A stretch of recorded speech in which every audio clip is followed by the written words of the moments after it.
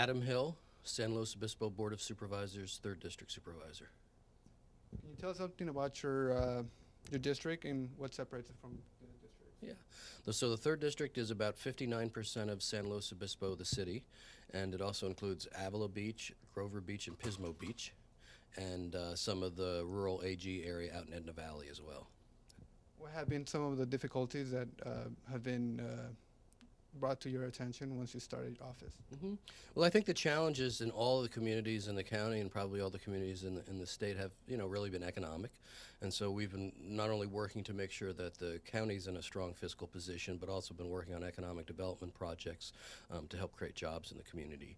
And also been assisting some of the cities, like Grover Beach is one of the cities that is in my district, and have been providing funds to help them with some of their projects. Um, what have been some of your outreach to the people, to the public? How easy are they feasible? How easy it is for them to reach you, and vice versa? Yeah. Well, we're pretty accessible. We're here every day. It's a full-time job, so you can make appointments when you have issues. We and get appointments to come up to see us. Of course, we have meetings every Thursday, and that allows public comment as well. And we are part of a lot of other boards and commissions aside from that. So, and a lot of the conversations I have with residents occur in supermarkets or at the farmers market. Sometimes, when I've been campaigning, just knocking on their doors while precinct walking, and you learn a lot from being in people's neighborhoods.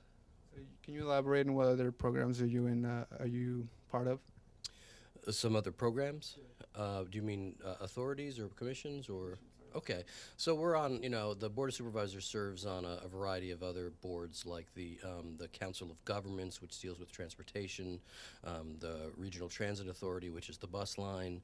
I'm also, we're on the Air District and some others, and I'm also on the Anti-Defamation League, and we're starting up something in South County called the Five Cities Diversity Coalition that I'm chairing. So we have, and I'm also on the Economic Vitality Corporation, so I'm involved in a lot of issues throughout the community. Can you tell me some of your successes that you had during your stay here? Yeah. Well, we're really proud of the fact that our county is in an enviable position. Fiscally, we are in a very good place. We have a very high credit rating, one of the highest in the entire country. We have been able to deal with our issues such as pension and pay. We've got that reform underway. We're saving more than $16 million a year because of it. We have over $80 million in reserves. We were able to downsize our whole organization by about 10% without any layoffs. And that was working with our employee unions. They've been terrific. They've stepped up. They've made concessions. They've saved jobs. And we're still able to deliver some key services and key projects that the community expects from us with a smaller workforce. So that's something that we're proud of. And I'm real proud of being co-chair of the Economic Development Project, which is meant to do everything we can to stimulate the economy and to work with our local employers to find out their needs and to address their needs. And we've had some real successes with that. And I could be specific if you'd like as well. Yeah, well, one of the things that you often see in a community like ours is companies get to a certain size and they get bought by another company, and then everybody leaves. And we don't want to see that anymore, because we really need those employers. They provide good head of household jobs, they bring money into the community, and we want to do everything we can to keep them here and help them grow here. And so I've been actively involved in it. I've worked with at least 3 different companies that over the last year have made decisions to stay here, as they either grown or they got purchased by another company, and now they're building new headquarters, or they've bought new headquarters in the county so that they can grow and add more jobs. And that's something that I'm really proud of, and I think it's absolutely critical to the health of the community. So what this means is that the moms and pop store at the corner will not get bought off by any other big companies instead and replacing them? Well, it's hard to, the mom and pop retail is always in a difficult position, but the mom and pop, most of the companies here are mom and pop in the sense that somebody here started it. They may have been graduates of Cal Poly. They may have been people who've lived here for a while, and they started their own company, and they've grown from there. So most of our companies that are very successful and growing that we're trying to help are locally, really locally grown. For some reason, and usually because they love it here, they want to stay here. They love the quality of life, and we're doing everything we can to keep them here. So also the city's going cleaner, and especially with companies. I used to work with a company that they switched to solar panels. Mm-hmm. Is it spreading? Because you guys are emphasizing that. Yeah, it definitely is. We're looking at a cleaner, greener economy and a cleaner, greener environment. So in our county, we're really proud to have approved last year when I was chair two major solar projects out in the Carrizo Plains. They're already in construction. They're providing hundreds of jobs for local people, which is terrific, and that'll be for at least 3 years of the construction. And then when the projects are complete, they're going to be generating 800 megawatts of clean, green energy, renewable energy to the grid. So that's something that we're all excited about. I think everybody's really proud that our county's become such a big contributor in that fashion. And we're seeing that at every level. We're trying to encourage people to make their homes and businesses more energy efficient. We do so in the county. We have spent a lot of money to bring our buildings up to speed when any of the efficiency issues were there. And we're also trying to, as our when vehicles leave our fleet, we try to replace them with cleaner vehicles. So speaking of, so you said 800 Megawatts. megawatts. Translated into people, how many people are going to get covered by the household with clean energy? Yeah, that's I think by the two plants you're talking about something like 800,000 homes can be powered by that energy. Yeah, it's pretty significant, and it's basically generated by the sun, so it comes every day. Why are not other districts doing the same as your district is doing? Well, we are, other counties I think are looking to have, there is a big push for some of these renewable projects throughout the state.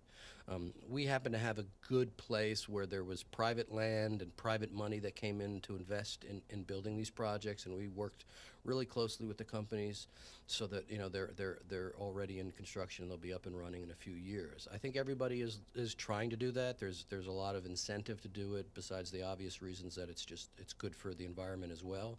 And we hope to see more projects too, maybe more solar projects, maybe some other kinds of renewable projects, wind or geothermal, but we certainly would like to see us continue to be one of the leading energy producers and clean energy producers in the state. Did you guys give any facilitations to the companies in this district to have maybe have a deductible on solar panels or anything? Yeah, we have actually. We tried to roll out a program that would allow homeowners and business owners to take low interest loans out to finance energy efficiency upgrades and also eventually solar on their roofs. The federal government sort of ended that program before we could roll it out, so now we're looking to do something that's similar, but we're hoping to have it in place sometime maybe if not in the fall, then next year. And this would allow homeowners to take out however much money they would like. It could be added to their property tax bill or something like that, and they can pay it off over a number of years and be able to upgrade their homes. And that hopefully becomes something that people see as a better kind of equity. A lot of people take out loans and they get marble kitchens and they get all fancy bathrooms, and that's obviously nice, but it's maybe less sexy to get new windows and ductwork and those sorts of things, but it actually will make your home more valuable. It'll save you money, and your home will be more comfortable too. If elected, what can we expect? Well, there's two ongoing projects that I'm very involved in, and I want to continue. One is the economic development project, as I mentioned, working to keep our local companies here, helping to get new companies started, and I think that's critical to keep it going. And also, I'm working on the new proposed homeless center here in San Luis Obispo. I was able to get the land from the county to use for that and get it entitled through a couple of commissions. We're starting a capital campaign already. There should be a public launch of it in the fall because we really, I think everybody understands that homelessness has become an increasingly intense problem in communities, partly because of the economy and partly because the resources aren't there. So we're trying to build a new service center with, of course, the idea that we're trying to do everything we can to help people get back on their feet and be independent again. The homeless issue, how big was this issue when you? It continues to be an ongoing issue everywhere, I think, throughout the state. You see it in just about every place you go. It's certainly a result of a very, very tough economy. And as I said before, the lack of resources. Funding has been cut at the federal and state level for nonprofits and other agencies to take care of homeless folks. And so it becomes all that much more difficult, and you see more people literally living on the streets, in the creeks, in RVs and cars parked on blocks. And it has become a real issue in communities, an issue of concern. And we need to do as best a job as we can to balance the compassionate side of helping people who can be helped and doing what we can, and also maintaining the safety and civility of streets as well, I think is important. Anything you want to add? No, it's been a real pleasure to represent the community at the Board of Supervisors. One of the reasons why I'm doing it again. It's a tough job, but it's fun. And one of the things that we're working on as well on something that will start to become more public, we hope by the end of the year, the Five Cities Diversity Coalition, is meant to foster a sense of greater inclusiveness in our county. I think often San Luis is looked at as very sort of upper middle class white, and it ignores a lot of the other folks that live here that are much more represented in other parts of California, and we want to be able to make people feel more at home and more part of what goes on in the community as well.